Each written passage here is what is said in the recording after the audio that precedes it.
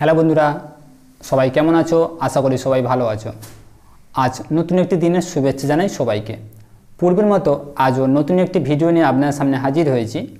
এই ভিডিওতে আপনারা দেখতে পাবেন সর্দি ও কাশি থেকে মুক্তি পাওয়ার কিছু ঘরোয়া টিপস।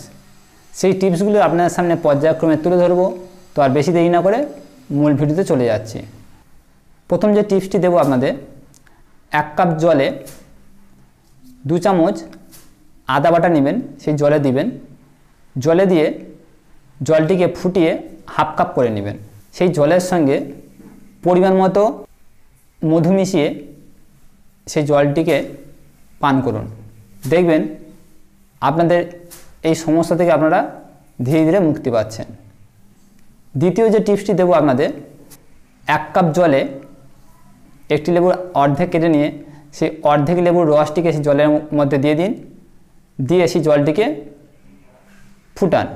ফুটানোর পরে সেই জলটিকে খাবার উপযুক্ত মতো হলে সেই জলে পরিমাণ মতো মধু মিশিয়ে সেই জলটিকে পান করুন। দেখবেন আস্তে আস্তে আপনাদের সর্দি ও কাশি থেকে আপনারা মুক্তি পাচ্ছেন। তৃতীয় যে টিপসটি দেবো আপনাদের, আপনারা চেষ্টা করবেন শীতকালে আপনারা সমস্ত কিছু গরম খাওয়ার চেষ্টা করবেন, যেমন গরম ভাত, গরম ডাল, গরম তরকারি। শীতের জন্য গরম খাবারই শরীরের পক্ষে প্রয়োজন। তৃতীয় যে টিপসটি দেব সেটা সবাই জানেন, একটু করে প্রত্যেক দিন আদা চা খান। এতে আপনাদের গলা ব্যথা থেকে আপনারা মুক্তি পাবেন।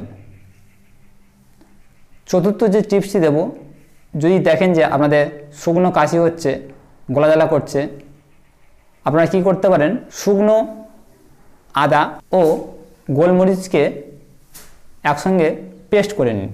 পেস্ট করে রেখে দিন। যখন দেখতে পাচ্ছেন যে খুসখুস করছে ও কাশি হচ্ছে, শুকনো কাশি হচ্ছে, তখন সেই পেস্টটিকে গালের মধ্যে রাখুন অথবা জিভের উপরে রাখুন। যদি আপনাদের খেতে অসুবিধা হয় তাহলে ওই পেস্টের সঙ্গে পরিমাণ মতো মিজরির গুঁড়ো করে নিন, নিয়ে ওর সঙ্গে মিশিয়ে খান। দেখবেন এতে আপনাদের গলা খুসখুস ও শুকনো কাশি থেকে আপনারা ধীরে ধীরে মুক্তি পাচ্ছেন। পরবর্তী যে টিপসটি দেব, যদি দেখেন যে আপনাদের সর্দি হচ্ছে বা বুকে কফ জমে আছে, তার জন্য আপনারা পুদিনা পাতার রস পান করুন। এতে আপনাদের সর্দি ও কাশি থেকে আপনারা মুক্তি পাবেন। পরবর্তী যে টিপসটি দেব, আপনারা সবাই জানেন, আপনাদের চেষ্টা করতে হবে প্রত্যেক দিন রাত্রে ঘুমানোর আগে একটু জলের সঙ্গে নুন মিশিয়ে হালকা উষ্ণ গরম করে নিয়ে সেই জলটিকে গার্গল করার চেষ্টা করুন।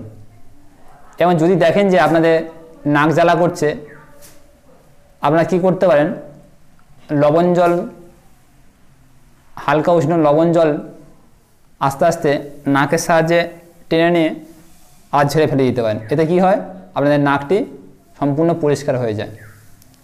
যে সকল টিপসগুলি আপনাদের দিলাম আপনারা পর্যায়ক্রমে করার চেষ্টা করুন।